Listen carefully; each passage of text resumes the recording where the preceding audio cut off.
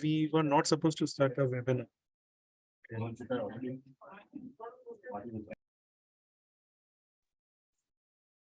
Or maybe we can start now. Yes. Thank you, Vishal. Good evening, ladies and gentlemen. A warm welcome to all of you to ASK Investment Manager's first edition of his ASK Knowledge Series. I am Gaurav Chakravarti, will moderate today's call for you. As India unfurls its golden wings, BFSI sector forms an integral part of the whole financial system. It plays a significant role in the economic growth and development of any country. And so for that, we have Bhavesh Kanani today to take us through the BFSI sector and the highlights of our ASK Financial Opportunities portfolio. Bhavesh has now near to 2 decades of experience in equity research spanning in both global and domestic markets. His domain expertise is in BFSI, and he has been a true ASKite and played a pivotal role in the growth journey of ASK for over a decade now. Today, we have scheduled an 1 hour for this webinar, where I would request Bhavesh to cover the broader trends of the market and BFSI sector for 15 odd minutes, followed by a deeper understanding of the ASK financial opportunity strategy, insight on what happened in calendar year 2022, where we stand now and how we see things going forward. This will be followed by Q&A. So I request all of the participants to type in your questions and queries related to the sector and portfolio.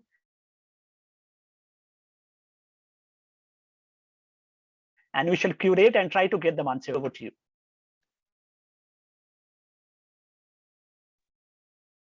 Thank you, Gaurav, for the lovely introduction. The agenda for this meeting is charted out by Gaurav. We'll first discuss the global factors affecting the world today, followed by some key data points on domestic economy, and then we'll straight away review the most recent quarterly result from the portfolio company's perspective. To begin with, the global macro essentially remains quite muddled, especially if we look at inflation, which is at the highest level it has been in last 40 years, and which has caused sharp rate hikes across many developed countries. And this sharp rate hikes has led to fear of recession for many developed economies. And the challenges doesn't end there. In addition to the inflation-related challenges and interest rate hikes, we continue to see a very tough situation on the geopolitical front, not to mention the multi-year challenges of very high global debt and an aging population. Now, the result of all this is that IMF, in its most recent review, had to actually downward revise its GDP growth estimates for the world and various important constituents. And this exhibit brings out that wonderfully. As you can see, the developed world GDP is now expected to grow at 1.1% for 23, which is less than half of the pace we had seen in 22. The sustained high inflation, despite very aggressive rate hikes by US Fed as well as many other countries, is only adding to the concerns of slowing global growth. And there is no way to predict today that US Fed is done with its hike, because inflation there again is continuing to remain sticky and not really responding to the aggressive rate hikes as was expected. The positive outcome of all this slowing global growth is only one, that commodity prices have actually started coming down. And as we can see here, sizable reduction is seen across commodities, in terms of prices, largely in the non-agro side, because as you can see, for let's say rice and sugar, the prices are still very close to the 52-week hikes. Whereas for oil and basic metals, there have been sizable correction, from the recent peaks that we have seen. And agree as a entire index as well is continuing to remain elevated. In this global context, let us look at how India's own economic data is set up. The natural outcome of the way trade balances for India, we have seen trade deficit widening because of higher imports and slowing down of exports. However, the silver lining of the cloud is that we have sufficient forex reserves to cover for our net import bill. Some other key data points, very encouraging data points like GST collection continues to remain pretty robust, which is an indication of continued economic activity, healthy economic activity. India PMI index continues to remain above 50, which means that economic activity continues to expand. High-speed diesel consumption growth continues to remain healthy.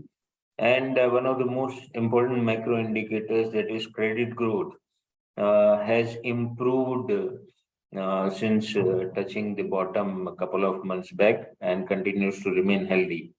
So, in short, all these indicators seems to be indicating that domestically we are not doing as terribly as some of the other countries in the developed space are. And as a result, it is kind of a mix.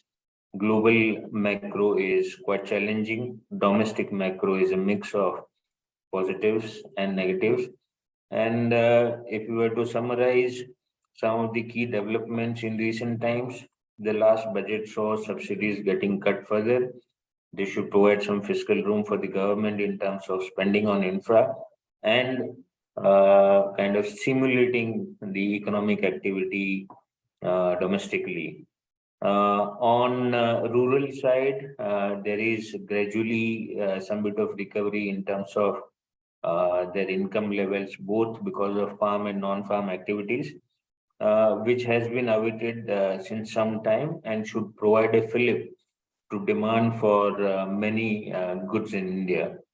Secondly, and more importantly, this is likely to be a structural development, that is pick up in manufacturing cycle after a long phase, as China plus one policy adopted by many global companies is going to drive investments in India, more specifically in chemicals and engineering space, where PLI schemes have been announced and a lot of corporates have decided to take the benefit of it. In addition to the chemical and engineering space, there are PLI schemes for many other sectors as well, which should add to the manufacturing cycle uptick.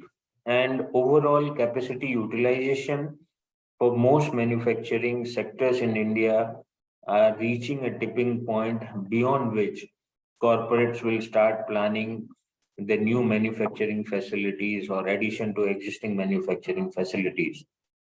And naturally, some other policy initiatives like infrastructure status for data center will only add to the pickup of manufacturing cycle.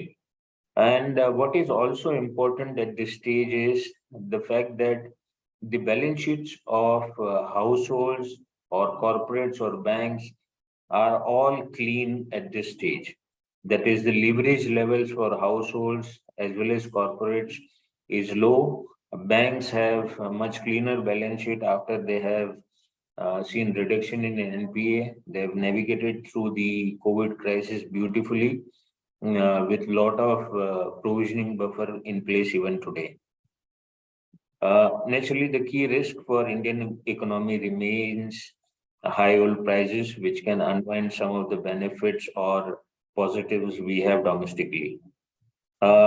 This entire picture of how the global economy is placed and how Indian economy is placed is also quite visible in the way FI equity flows have been in emerging market. with India attracting a lot of flows until November. But after November, we have seen significant outflows from FI perspective. However, what remains a positive part when it comes to equity flows, while FIs are moving the money out, domestic flows, especially driven by SIPs, continue to remain robust. And as a result of these trends in flows, we have seen that the share of FIs in overall ownership is actually coming down, whereas share of domestic mutual funds, banks, and in some cases foreign promoters is going up, whereas retail share is pretty healthy at around 9% odd. Now moving to the specific data points or review of most recent quarter from financial services sector perspective. Essentially, the FOP, that is Financial Opportunities Portfolio, is structured to exploit the investment opportunities available in the financial services space. The current portfolio construct forms of banks, NBFCs, and insurance, where lending businesses, which is banks and NBFCs, collectively form 85% of the investment, whereas remaining 15% is allocated to non-lending financial businesses, primarily insurance at this stage.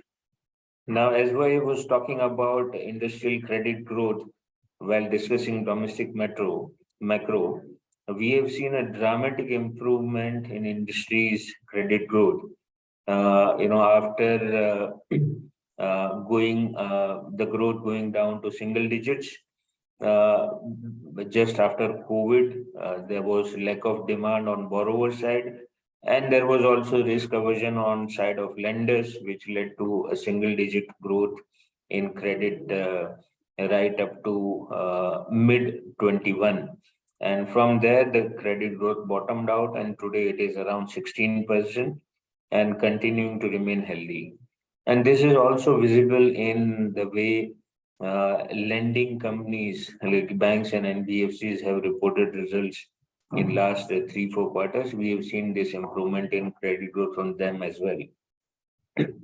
In terms of business performance for the FOP portfolio companies, when it comes to lenders, that is banks and NBFCs constituting 85% of the portfolio, we have seen their lending book growth outpacing industry loan growth traditionally. That is the reason why we had selected these companies, because they were able to deliver superior growth. And that trend continues. I have shared data right since Q1 of FY22. And as you can see, the orange line represents the growth of lenders in our portfolio, which has always remained superior versus industry and continues to remain so. Equally important is the fact that compared to its own loan growth, the NII growth has been faster in Q3. As we can see, 19% was the loan growth.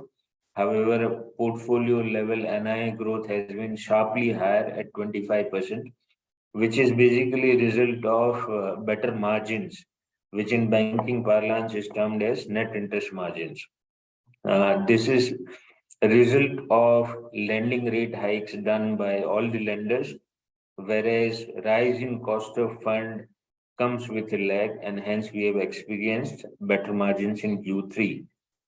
This trend is also likely to continue in Q4.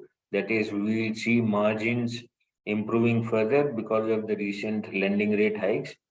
And as I said, cost of fund will only hit with a lag. So we are going to see some bit of margin expansion continuing in next quarter as well.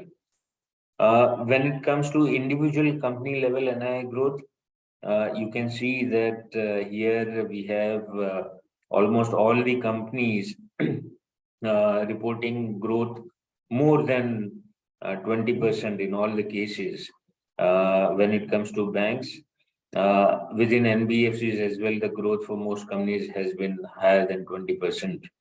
Another important indicator, as we were discussing earlier, is the fact that NPAs for the companies that we own in FOP have been improving every quarter. So the peaks we had seen just after COVID has already seen a lot of improvement from those peaks.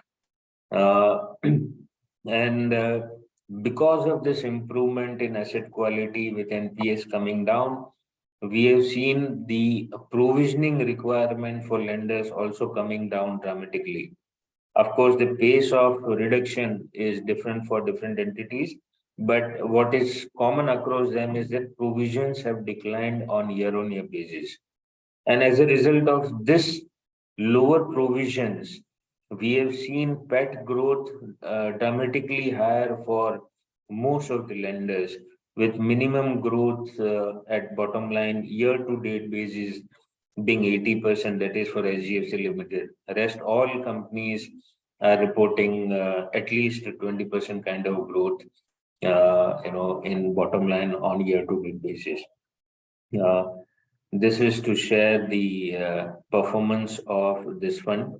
Right through the launch, we have been outperforming throughout, except for FITD, where we have seen certain kind of stocks doing relatively better than the kind of stocks we own.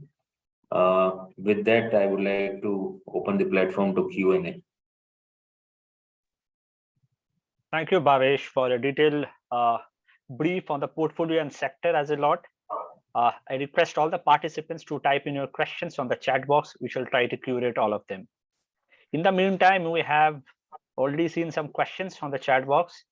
Bhavesh, I'd like to take your help in addressing the questions. The first question comes obviously in respect to the valuation. It says that peak interest rate affects the BFSI valuation. Now, also combining the question is where the rate cycle stand, and is the hiking cycle stands over, or how long is it going to continue? Sure. So yes, it's a very interesting observation and a correct one, that as interest rates go up, cost of debt goes up, and hence cost of equity as well goes up. And as and when cost of equity goes up, the valuations do come down. With few exceptions, most of the stocks in our portfolio, or rather in the entire sector, are reasonably valued. That is, they are valued based on the ROE they are delivering. They are not valued beyond, or the valuation is not something that can be considered astronomical. And hence, while there has been some tapering off in terms of price performance, we do not see material risk from valuation, because anyways, the kind of cost of equity we were assuming in our valuation method was an average of cross cycle, rather than taking the bottoms that are implied by the market. As far as rate hikes are concerned, I don't think domestically we are done with rate hikes, and everyone naturally is keenly watching the data coming out of US, because that is what is going to decide what Fed will do, how they'll respond, till what time they'll continue to hike the rates. And naturally, Indian regulator RBI will have to respond to those actions. So the risk of further rate hikes continue to remain. Basis what is implied by debt market indicators, we should be ready for 35 to 50 basis point kind of hike from here on. And depending on how we are able to get a hang on inflation, then probably we can talk about whether rates are peaking at this stage or not. But till then, the current situation suggests that practically 40% of inflation index is related to food and related articles, where inflation is proving to be sticky, and geopolitical challenges continue to have strong bearing on agri commodity prices. So at this stage, to take a call beyond the 35-50 basis points that is visible in immediate term, it is a difficult question to answer. There are a lot of global factors at play. So let us take it as it comes. But as far as rate hikes impact on banking stocks, financial performance is concerned, we just discussed how a higher NII growth was possible this time compared to loan growth because margins expanded. Now, what usually happens is around one third of the loans for banks is linked to repo rate. So, as and when there is a hike in repo rate, the pricing of such loans also gets repriced upwards. Whereas when banks hike term deposit rates, the effect of that is only applicable on new or incremental deposits.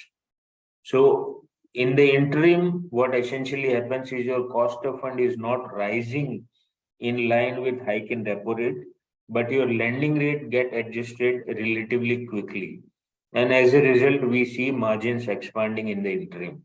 And that is the phase that has started since last quarter. And we feel that it will continue in next quarter as well. Beyond the immediate future, that is beyond this rate cycle and all, essentially what will happen is that declining provisions have been leading to very high profit growth for lenders. As provisions normalize, they cannot be reduced to zero. So every bank will have to do some bit of basic provisions. As the provisions normalize, we will see that balance sheet growth and bottom line growth, which is quite divergent today, will gradually converge and will be more reflective of balance sheet growth. That is, bottom line growth and balance sheet growth will look more similar than they do today. I hope that answers your question. Yes, Bhavesh, thank you for addressing that questions. I have the next question. There's a classic dichotomy between PSU and private banks. And also, are you looking to accommodate few PSU name considering the past record of not taking PSU names in our portfolio? And also considering the rally we saw last year, are they going to sustain in the future as well? Well, we cannot say what actions we will take. What we can share is a broad thought process we have had, and that has not changed dramatically.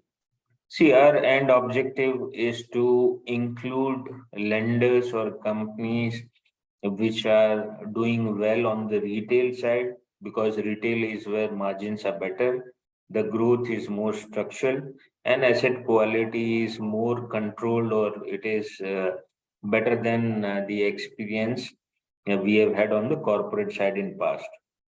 With that objective, we have selected the lenders we have. Now, within PSUs, there are naturally cultural and many structural challenges there. Until those challenges are addressed, they cannot compete with the pan-India large private banks. And as a result, there are caps to the kind of return on equity they can generate. Now, that is a general comment on PSU banks. That doesn't mean that every PSU is behaving in the same fashion. There are some banks who are trying to address the structural issues of talent, attracting talent. They are trying to address the issue of low retail share.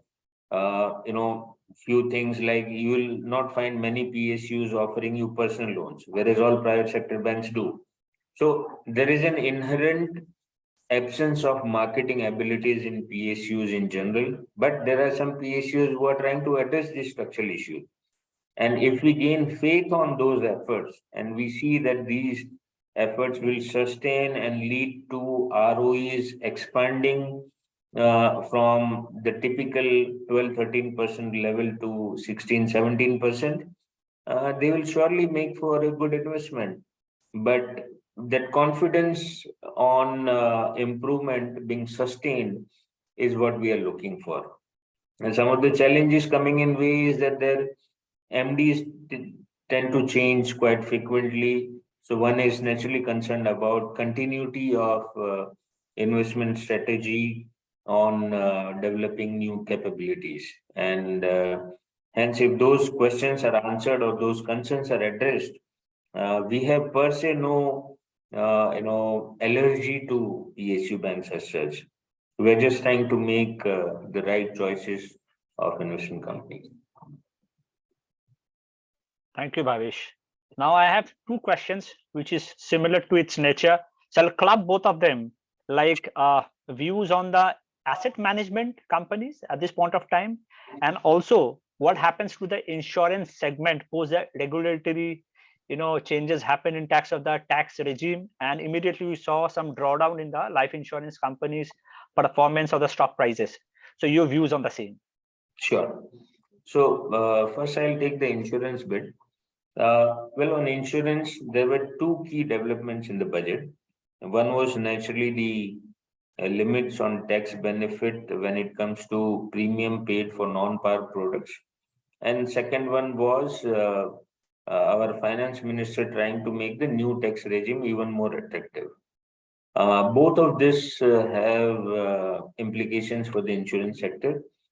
On the non-par side, where the limit has been fixed at 5 lakh in terms of tax benefit, uh, the the earlier budget, I think in FY21, similar limit was put in place for ULIPs at 2.5 lakh.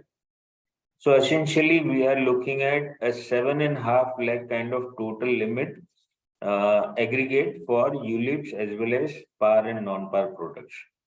Uh, Other products like annuity, which were already getting taxed, in case of term insurance, there is practically no money coming back to you, so question of taxation doesn't arise.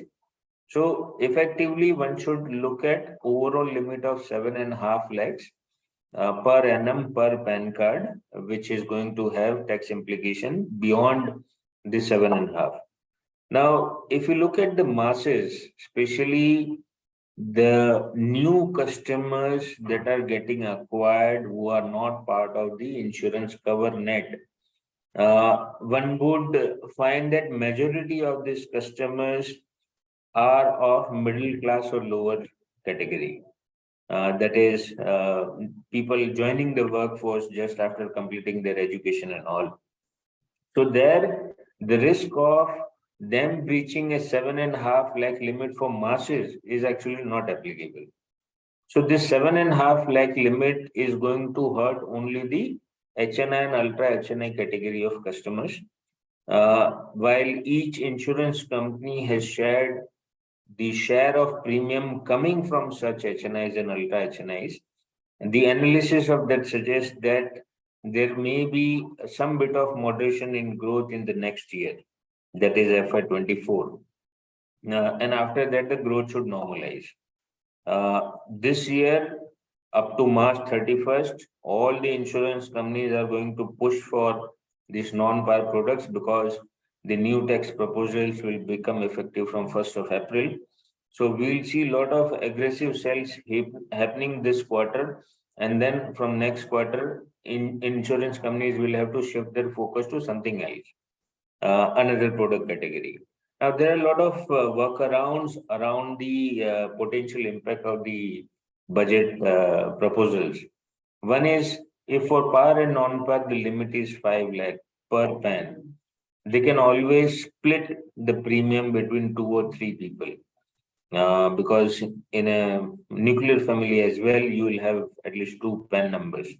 So if you are able to split that 5 lakh, then effectively the limit at household level is 10 lakhs for par and non-par. And for put together ULIP included, that will be 15 lakhs. So by doing all these workarounds, insurance companies should be able to minimize the impact it can have on next year's growth.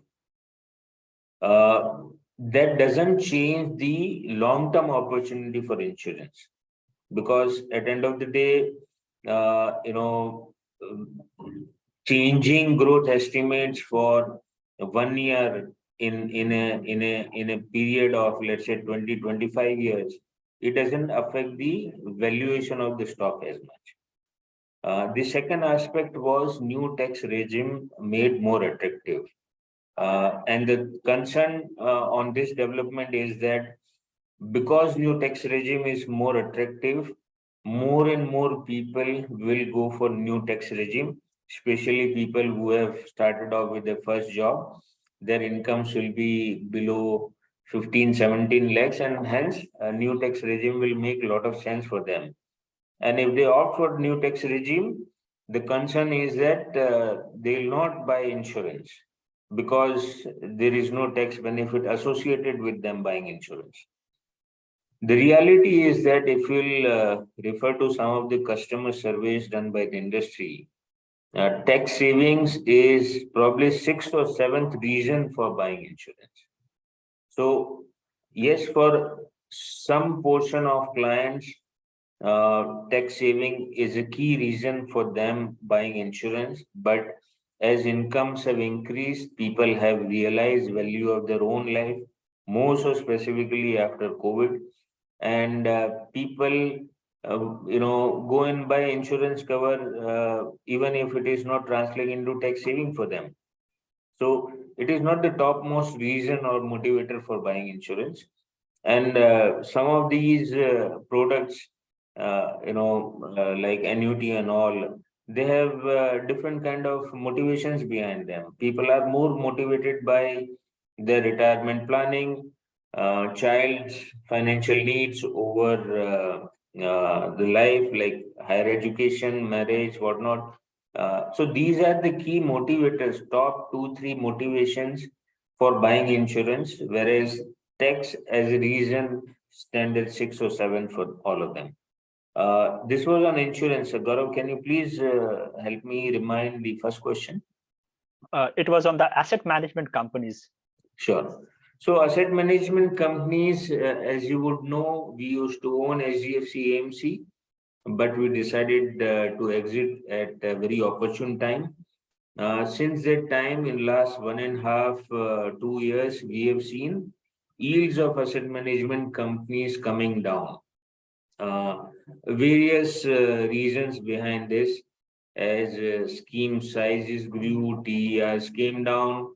There was a lot of AUM which was, vintage kind of AUM on which, AMCs were not paying any commissions because this was acquired on upfront basis, whereas they were continuing to earn yield on that AUM. So that AUM was not earning anything for distributors. Over time, distributors realized this and they decided to start churning this AUM. So a portion of AUM on which AMCs were not paying any commission, because of churning that has happened in last 1 odd year, all these AMCs have had to pay commissions on the churned AUM as well. And hence we have seen yields of AMCs or the fees they charge on the AUM has been contracting. As a result of this contraction, most of these AMCs have seen profits remaining flat or remaining pretty weak. Even best of the AMC like SGFC AMC has seen profit remaining flat on year basis. So that's the short update of the issues affecting asset management companies. Do we want to see them? Yes, we see them every quarter. We try to review how they are doing and what are the factors that can change the fortunes. And at opportune time, if it makes sense, we'll certainly look at investing in them because we feel savings as an opportunity is a very important opportunity for this particular portfolio focusing on financial services, but it has to make investment sense as well. Thank you, Bhavesh. We have the next questions related to the sector.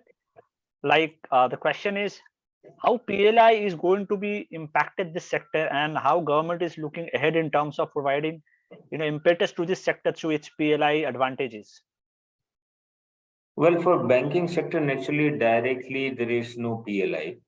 But for a lot of other sectors, pharma, chemical, engineering, the PLI scheme has been quite successful. And we have seen a lot of corporates committing a lot of capex to take benefit of the PLI. Naturally, what this does is it is coming at a time when a lot of corporates are considering diversifying their supply chains away from China. And PLI is actually launched with a view to exploit the trend. What this can do for India, even if it works for a couple of sectors like chemical and engineering, what it will do is it will provide a lot of stimulation for the economy, because when companies see demand coming from shifting from China to India, and when they announce capex to kind of capture this shift in opportunity, it will mean a lot of business for entire economy, whether it is vendors, distributors, supplier of these corporates, whether it is cement, steel, because all this infrastructure and capex is going to also lead to demand for many other sectors. And eventually, this will create a lot of credit demand on the corporate side for banks and NBFCs. So that is the linkages I see between PLI and financial services. Great. So it will be a kind of a quasi play through this particular benefit of this sector into the PLI for the financial specific companies. Where the next question in respect to the performance, last calendar year has not been very impressive for the portfolio. What were the main detractors in the last quarter, and what are the new names added in the last quarter, and what we can expect going ahead in terms of the performance way forward? So on year-to-date basis, if we try and trace the underperformance, it is primarily coming from a handful of stocks which have not worked for us, and some stocks which have worked but we don't own in the portfolio. The biggest detraction has come from Bajaj Twins, because on year-to-date basis they have not performed, whereas benchmark index has. So that is the largest source of underperformance, that is Bajaj Twins. That is one. On the names which we don't own but which have done well, two names are pretty stark and clear. That is State Bank of India. We did not used to own, until recently, and Axis Bank. In terms of changes in the portfolio, we have included HDFC Limited, IndusInd Bank, and State Bank of India in the portfolio, whereas we have trimmed our positions in a couple of other names and exited Aavas Financials. In terms of outlook going forward, I was trying to cover, then we were discussing the financial performance. See, today we have seen last couple of quarters that earnings growth for our portfolio companies has been upwards of 30% for last many quarters. Because, as I said, provisions are coming down, loan growth remains healthy, and more recently, the net interest margin also is expanded. As we move to next year, the provisions which have been coming down will now gradually begin to stabilize. And when that happens, essentially the bottom line growth for this portfolio, which has been upwards of 30% for last couple of quarters, will also normalize back to 18 to 20% kind of bottom line growth at portfolio level for lenders. And that kind of growth should then continue for the medium term, that is 3 to 5 years. We don't see a major risk to that kind of earnings delivery for most of the lenders that we own. And then our sense is that in terms of today's valuation, we don't think valuation of the stocks that we own in general are demanding. They are more or less in line with the ROEs these entities are delivering.